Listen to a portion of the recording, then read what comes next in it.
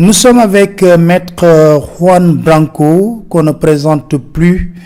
Maître Juan Branco est aujourd'hui au cœur d'un dossier judiciaire au Sénégal qui engage pratiquement toute la nation et la République sénégalaise.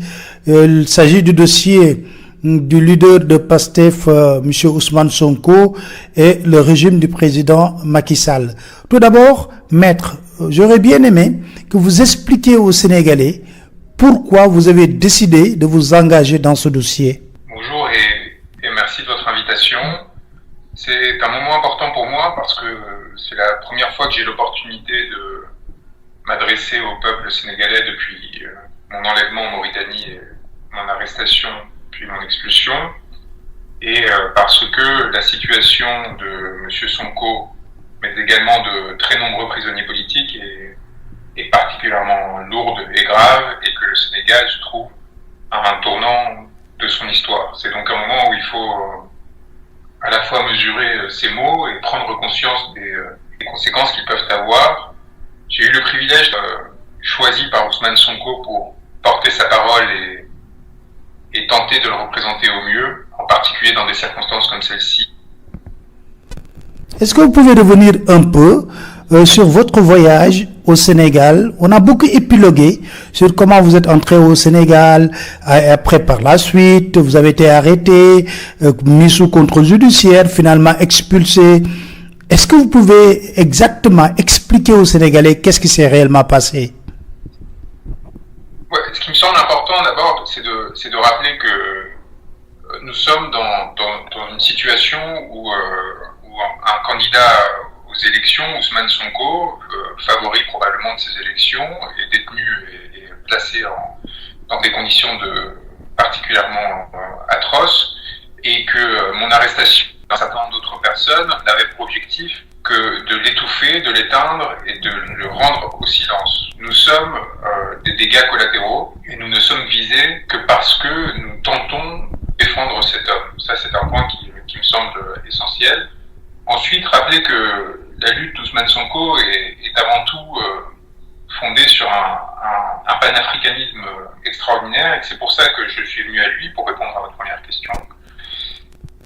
Défendre sa voix, c'est défendre la possibilité pour des personnes en France de se battre. C'est très important de prendre conscience de cela. L'exemple qui a été donné par de très nombreux Sénégalais ces dernières années, leur esprit de sacrifice et leur capacité à tenir debout face à l'oppression et aux mesures particulièrement violentes qui ont été prises contre eux, y compris parfois en donnant de leur vie, c'est un exemple extraordinaire qui, s'il venait à s'éteindre, enverrait un message désespérant pour tous les peuples qui se battent pour leur souveraineté et leur liberté. Et c'est dans ce cadre-là, en fait, que mon engagement a pris corps auprès d'Ousmane Sonko. Et c'est pour cela que j'ai pris le risque de me rendre à Dakar pour le défendre au moment où il était placé en garde à vue puis en détention provisoire, que j'ai participé à cette conférence de presse, qu'on m'a empêché de le défendre devant les tribunaux en me menaçant d'arrestation, que l'on a procédé à perquisition à Touba, au domicile de mon client, ainsi de suite, et que j'ai dû partir pour me rendre en Mauritanie où, à Nouakchott, j'ai été détenu, ou plutôt enlevé par des services de la sécurité nationale, donc les services secrets du régime mauritanien, puis livré à des individus sénégalais et menotté en étant sur le territoire mauritanien, avant de me déposer du côté de la frontière sénégalaise et via des pick-up, comme on en connaît malheureusement trop aujourd'hui, de me donner aux agents de la BPI qu'à Saint-Louis, qui m'ont à leur tour amené à Dakar, où le processus judiciaire a repris ses droits et on a fait semblant de respecter mes droits, et où je me suis refusé à toute interaction avec les membres des forces de l'ordre, les agents de l'administration pénitentiaire ou encore les magistrats, si ce n'est pour dire une seule chose: seule la lutte libère. Ça me semblait important de le faire, comme il m'a semblé important de ne refuser de m'alimenter et de boire pendant ces jours où j'ai été enlevé, kidnappé, arrêté, puis placé en détention à Rebeuss, par solidarité envers tous ceux qui, depuis des mois, sont privés de leur liberté, parfois des années, et qui prennent des risques vitaux pour défendre leurs idées. Et c'est donc à égalité, avec cette humilité et sincérité, que j'ai souhaité montrer que nous n'avions pas peur, que nous demeurions en lutte, et que l'ensemble des procédures et des manœuvres qui sont mises en œuvre pour éteindre Ousmane Sonko ne prospérerait pas parce que à travers ce corps, encore une fois, se dressent des millions de corps qui ne vont pas se taire et qui ne vont pas s'éteindre. Alors, au niveau de Rebeuss, quand vous êtes sorti, pratiquement, vous avez dit que vous avez constaté l'horreur de la situation carcérale au niveau de Rebeuss. Est-ce que vous pouvez revenir sur comment vous avez vécu cette situation? L'horreur, c'est avant tout l'oubli, le silence, la mort qui s'éteint et qui s'étend progressivement et qui vous donne l'impression que votre sacrifice est vain. C'est cette inquiétude que j'ai notée chez beaucoup de prisonniers qui sont détenus dans des conditions inhumaines. Du fait, cette répression politique a pris une telle ampleur que les infrastructures pénitentiaires sénégalaises ne sont plus en mesure d'accueillir le nombre de prisonniers politiques qui y résident. Il y a, de façon estimative, à Rebeuss aujourd'hui à peu près 3000 prisonniers, alors que la prison est prévue pour 600. Et on estime à 600 ou 700 le nombre de prisonniers politiques dans cette seule prison. Et bien au-delà des estimations même du PASTEF, à 1600 à 1800 sur l'ensemble du territoire sénégalais. Cela fait du régime sénégalais l'un des plus répressifs au monde, en fait, l'un de ceux où il y a le plus de prisonniers politiques à l'échelle de la planète. Il est très rare d'atteindre un tel nombre de prisonniers politiques, y compris dans des cas de conflictualité. Et donc cette situation n'est pas tenable. Elle n'est pas tenable d'une part parce qu'elle est inhumaine, parce qu'entasser dans 70 mètres carrés 200 personnes qui ne peuvent même pas s'allonger, alors que ce sont des pères de famille, des personnes qui ont une fonction au sein de la société et qui ont été détenues du fait d'un post Facebook, du fait de charges qui peuvent être parfaitement absurdes, ce n'est pas tenable, mais ce n'est pas tenable également tout simplement parce que le régime ne veut pas avoir les moyens de durer contre son peuple pendant une si longue durée. S'il espère plonger le Sénégal dans une nuit noire, il se trompe. S'il espère pouvoir nous faire taire et nous intimider en procédant à l'arrestation d'avocats, de figures visibles du mouvement social, de personnes engagées pacifiquement pour le bien, pour la vérité, il n'y arrivera pas. Et c'est la raison du maintien de notre engagement. Nous n'avons pas peur, je le répète, y compris après ce que nous avons traversé. C'est plutôt, à mon avis, le régime qui s'est inquiété de la réaction particulièrement forte qui s'est encore répercutée aujourd'hui avec 48 barreaux du monde entier qui ont condamné mon arrestation, ainsi que celle de mon confrère Babacar Ndoye, qui s'ajoute à la pression diplomatique extraordinaire qu'a connue le régime sénégalais suite à mon arrestation.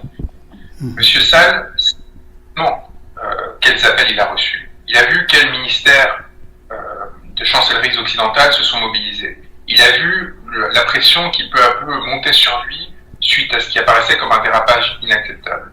Et mon engagement, ma lutte, mon devoir, c'est que cette mobilisation ne s'en tienne pas là, qu'il ne s'agisse pas de la libération d'un blanc qui, du fait de sa nationalité privilégiée, puisse sortir des affres de l'enfer. J'ai pris une pirogue pour sortir du Sénégal, comme le font des milliers de Sénégalais chaque année qui fuient la misère et la répression politique. J'ai eu la chance, quant à moi, de pouvoir m'arrêter en Mauritanie en espérant que cela suffirait pour pouvoir ensuite rentrer chez moi en paix, retrouver cette paix à laquelle tous les Sénégalais peuvent et doivent aspirer et ont droit. Il y a un lien entre ces référents symboliques et que ce soit peut-être pour la première fois de l'histoire un blanc qui doit prendre la pirogue pour fuir le Sénégal parce qu'il a fait le choix de défendre un homme, Ousmane Sonko, qui porte l'espoir, encore une fois, de millions de personnes, eh bien, si ça doit devenir un symbole d'un changement des temps, que ça le devienne. Qu'on se souvienne et qu'on se rappelle, un avocat est au service de ceux qu'il défend. Je suis au service d'Ousmane Sonko. Et là aussi, c'est un changement paradigmatique.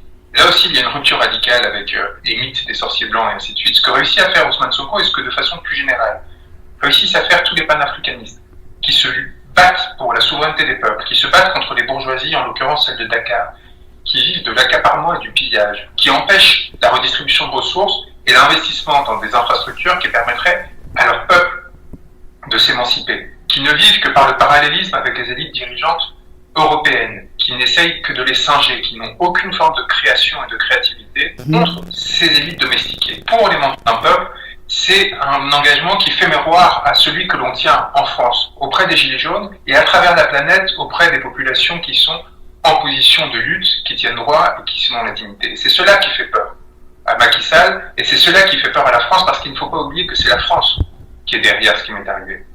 Ne jamais oublier que c'est avant M. Karim Diop, le ministère des Affaires étrangères français qui me dénonce au parquet de Paris pour me faire emprisonner. Parce qu'ils ont aussi peur de moi en France que le pouvoir sénégalais a peur de Ousmane Sonko. Donc cette alliance, elle me semble fondamentale, elle me semble très significative et je compte la tenir et jusqu'au bout avec les armes qui sont les nôtres, c'est-à-dire à main nue, avec la puissance de la parole, puisque ce sont que sur le fondement de parole que mon client et moi avons été poursuivis, puisqu'ils ont décidé de faire de mon destin le même que celui de mon client, puisque je suis poursuivi pour les mêmes faits. Je suis encore sous contrôle judiciaire et je suis encore menacé de perpétuité, ce qui est un scandale. Eh bien, il a créé ce régime, et cet homme qui est à la tête du régime, une communauté de destin qui est particulièrement forte et qui sera invulnérable. Et je tiens à dire à tous ceux qui nous écoutent, qui sont dans des situations difficiles ou qui craignent de l'être, et qui de ce fait craignent de se mobiliser, de s'engager, craignent d'organiser ou de participer à des manifestations, craignent de dire ce qu'ils pensent sur les réseaux sociaux, craignent à un moment donné de prendre des actes pour marquer leur opposition à cette oppression politique, que nous sommes et nous resterons à leur côté, qu'ils ne seront pas abandonnés, qu'ils ne sont pas seuls et que nous continuerons à porter leur voix à l'extérieur pour nous assurer qu'à le moment venu, ils puissent être défendus et soutenus, y compris dans des situations de difficulté. Pour parler justement de votre client Ousmane Sonko, il observe pendant 22 jours une grève de la faim et que son état de santé est très préoccupant, mais il n'y a aucune réaction. Il est même admis au niveau du service de réanimation. Alors, qu'est-ce que vous comptez faire quand même pour sauver sa vie? Nous sommes en train de lutter au quotidien avec mes confrères pour faire face à ce qui nous apparaît comme une injustice et une violence flagrante. Je me suis déplacé à Genève peu après mon arrestation pour rencontrer les membres du Haut Commissariat aux droits de l'homme et nous avons saisi un certain nombre de groupes de travail afin qu'ils puissent se prononcer le plus rapidement possible sur cette situation. Mais nous sommes dans une situation, et je tiens à le dire parce que cela fait écho au discours de M. Sonko, une situation où le destin des Sénégalais est et doit rester entre leurs mains. Nous pouvons amplifier cette lutte, mais si je suis venu à vous, si je suis venu à Ousmane Sonko, c'est parce que j'avais entendu cette lutte et que cette lutte était portée par des corps et des esprits et des voix sénégalaises. Et c'est en admiration et en respect à cet esprit de sacrifice, à cet engagement, à cet espoir qui s'est élevé de Saint-Louis à Ziguinchor que je me suis rendu au Sénégal et que j'ai pris ces risques-là pour leur rendre hommage. Les institutions internationales, vous le savez, font partie d'un système que l'on considère parfois comme néocolonial, mais qui en tout cas est principalement au service des dominants. Le travail que nous avons fait par exemple pour saisir la Cour pénale internationale, les 700 éléments de preuve que nous avons transmis sur les plus de 4500 que nous avions recueillis, les 170 pages où nous détaillons ligne à ligne les responsabilités ainsi que la nature des crimes qui ont été commis depuis mars 2021. Cette communication qui a fait si peur au pouvoir, de sorte que le mandat d'arrêt international qui a été mis contre moi l'a été dans la foulée immédiate de sa présentation à la CPI.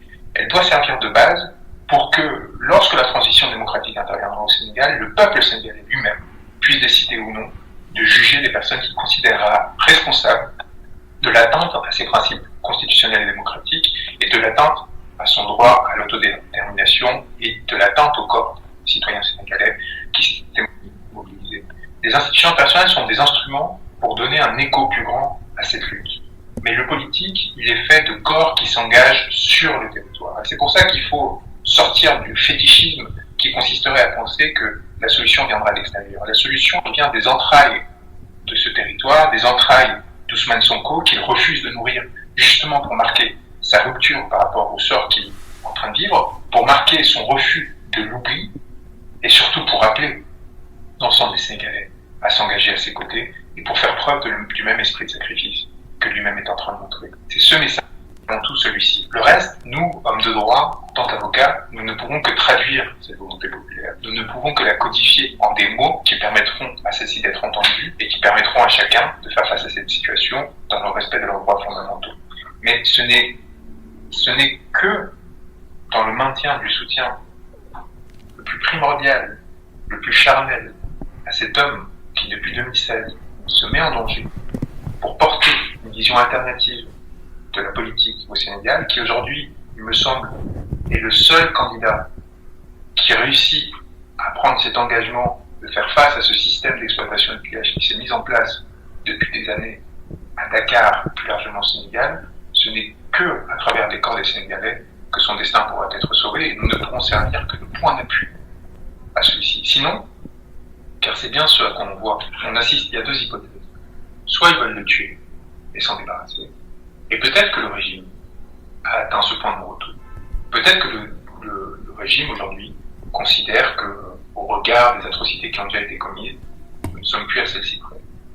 Ou peut-être, pire encore, qu'ils essayent d'utiliser le droit, la capacité à le mettre en détention, à le faire traverser ces horreurs qui l'amènent aujourd'hui à être en réanimation, pour faire pression sur lui, pour lui faire chantage, pour le faire revenir à la raison, entre guillemets. C'est-à-dire l'amener à faire un compromis avec les classes dirigeantes de Dakar, l'amener à faire un compromis avec les classes dominantes en France, aux États-Unis, de sorte que le partage des richesses sénégalaises, qui s'est toujours mis en place entre une classe dominante privilégiée, de la corniche de Dakar jusqu'au Washington et Paris, et souvent d'ailleurs avec des propriétés qui sont utilisées avec l'argent public sénégalais dans le territoire français, bien que cette alliance, vous voyez, perdure, et que M. Sonko ne menace pas ses intérêts, que M. Sonko ne menace pas les accords qui ont été faits sur les ressources naturelles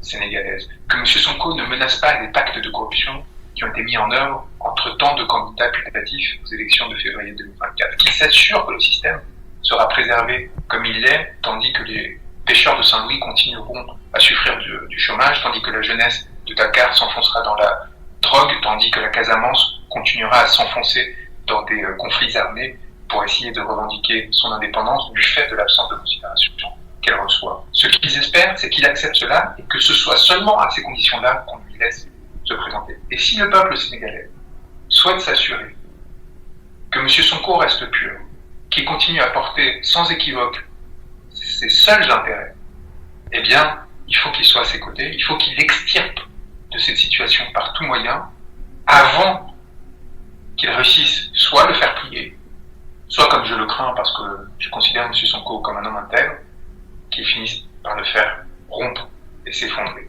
Parce que M. Sonko, je pense, avant de plier et de négocier, préférera rompre et s'effondrer. Et c'est un avertissement qui vaut, et je me permets d'être un peu long, mais aussi pour les puissances internationales. M. Sonko est peut-être l'une des seules figures panafricanistes en position d'exercer un pouvoir aujourd'hui qui ne se soit compromis avec aucune puissance étrangère, ni évidemment avec la puissance coloniale passée de la France, ni avec d'autres puissances opportunistes qui cherchent à prendre leur place. Il est seulement aux côtés du peuple sénégalais. PASTEF s'est construit dans la modestie, avec peu de moyens, et seulement avec le soutien des Sénégalais. Et je trouve que les autorités sénégalaises, mais aussi les instances internationales, jouent un jeu dangereux, parce que, en le mettant dans cette position de marginalité, ils créent la tentation d'accords et d'alliances avec des puissances qui voudraient éteindre. Et j'espère qu'ils entendront cet avertissement et l'erreur funeste qu'ils sont en train de commettre. Alors, aujourd'hui, nous avons également vu que vous avez déposé un dossier au niveau de la CPI. Quel est l'état d'avancement de ce dossier?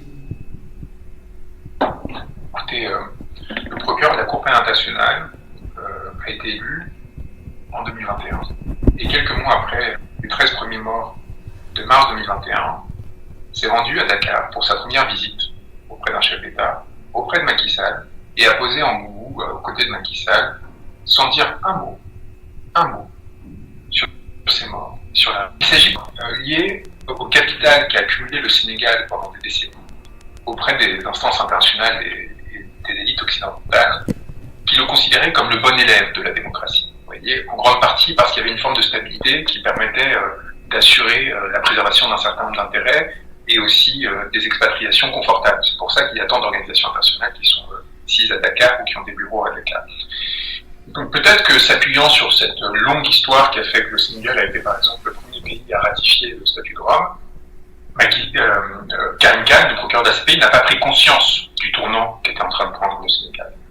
Il s'agirait aujourd'hui d'une erreur qui ne serait pas pardonnable cette fois, si, alors qu'on lui a transmis l'ensemble des éléments qui permettent de déterminer qu'il n'y a plus rien de démocratique aujourd'hui au Sénégal, que dès le moment que vous êtes dans un régime politique où vous avez jusqu'à 1600 à 1800 prisonniers politiques qui vivent dans des conditions inhumaines du fait de l'expression d'opinion, il n'est pas possible de considérer que ce système est démocratique. Dès le moment où vous avez des avocats, des journalistes qui sont arrêtés, détenus, intimidés, menacée, n'est plus possible que vous êtes en démocratie. Lorsque vous avez, comme je l'ai vu à Robles, des corps qui sont marqués par la torture, qui ont des traces de balles, alors qu'il s'agit d'élus, de personnes qui sont engagées pour simplement la vérité des intérêts de leur peuple, il n'est plus possible de considérer que vous êtes en démocratie. Lorsque, comme je le vois, des personnes que je ne connais même pas sont arrêtées parce qu'ils auraient aidé à mon séjour à Dakar, qui était parfaitement légal et légitime, parce qu'ils auraient rencontré un avocat dans l'exercice de ses fonctions, parce que le régime s'est senti humilié, qui cherche à le faire payer par impuissance à ses propres ressortissants, parce qu'il était incapable de le faire payer à un avocat étranger. On ne peut pas considérer qu'un système qui fonctionne sur le fait du prince de cette façon est une démocratie. Enfin, quand il y a des personnes qui commencent à prendre la route de l'exil, non seulement à cause des conditions économiques, mais aussi du fait des menaces à leurs droits fondamentaux, du fait de leur engagement, qu'il s'agit d'une démocratie.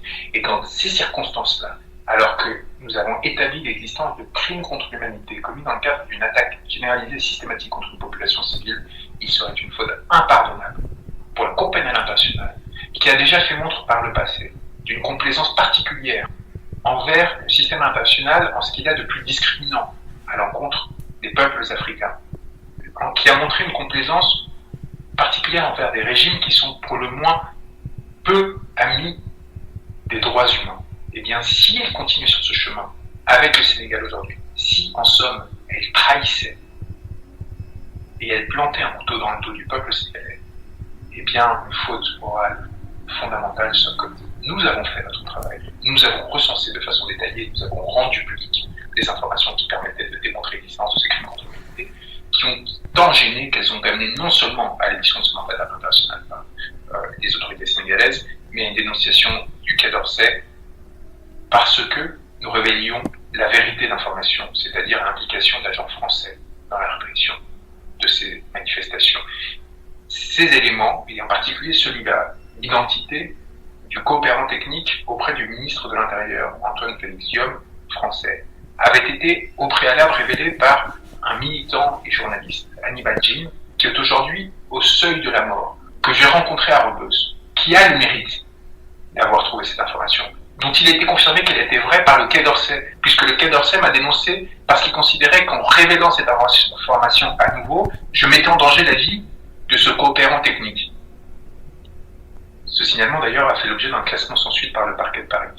Eh bien cet homme, aujourd'hui Hannibal Jim, je veux que son nom soit retenu aux côtés de tous ceux qui aujourd'hui sont engagés et qui souffrent dans leur chair de cet engagement, est entre la vie et la mort. Parce que le régime sénégalais, avec l'appui de la France, a décidé de l'écraser. La France doit prendre conscience de l'importance de la bascule qui a cours au Sénégal aujourd'hui, de la détestation qu'aura le peuple sénégalais à son encontre si elle continue sur ce chemin, et des risques très importants de déstabilisation de l'ensemble de la sous-région, qui continuera. La France a l'opportunité encore de montrer qu'elle se place du côté des peuples plutôt que des oligarchies. Mais c'est sa dernière fenêtre. Car si elle laisse mourir ces individus, si elle laisse mourir Ousmane Sonko, si elle laisse cette élection en février 2024 se tenir sans le candidat favori du peuple sénégalais, eh bien elle aura montré de façon irrémédiable qu'elle est contre les peuples et qu'en conséquence elle mérite la détestation qui est croissante s'abat sur ces dirigeants. En tant que Français, je m'inscris en faux et en lutte féroce contre cette politique-là, et j'espère qu'à travers notre action, nous permettons de renouer un peu cette estime qui, entre les peuples, a été atteinte par l'action d'un dirigeant. Maître Juan Branco, je vous remercie. Merci à vous, et je souhaite encore une fois vous dire tout mon courage et mon estime, à vous, et encore une fois à tous ceux qui se battent pour la vérité, pour le pluralisme et pour la démocratie, et leur rappeler que nous sommes à leur côté, que tout dépend d'eux, mais que nous ferons le nécessaire pour les accompagner. Merci beaucoup.